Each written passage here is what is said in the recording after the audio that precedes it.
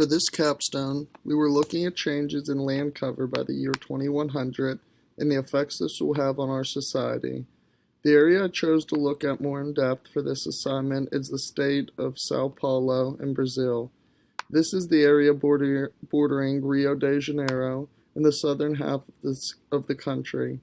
It is responsible for over half the production of peanuts and sugarcane for the entire country.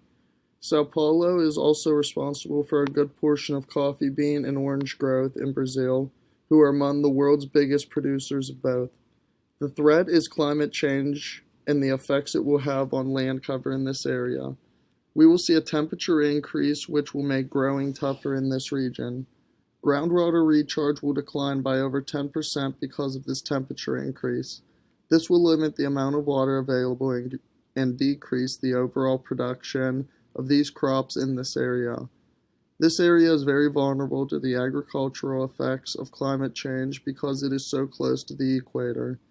They will see the greatest temperature increases, precipitation decreases, and variability in day-to-day temperatures. With the most generous models, there will still be significant temperature increase, at least 2 degrees Celsius, in this region, and the least generous models predict over 4 degrees. These same models also predict significantly less precipitation and groundwater in this area. Since this region relies heavily on agriculture, the communities will experience more financial hardship due to having more variability in their growing season. They will also be able to grow less. There are a couple of reasonable solutions for the area, but they will not happen without significant investment. They will need to figure out ways to move fresh water in the area or convert seawater into fresh water to nourish the crops. They will also need to research better chemicals that mitigate damage to the soil so they can grow new crops quicker.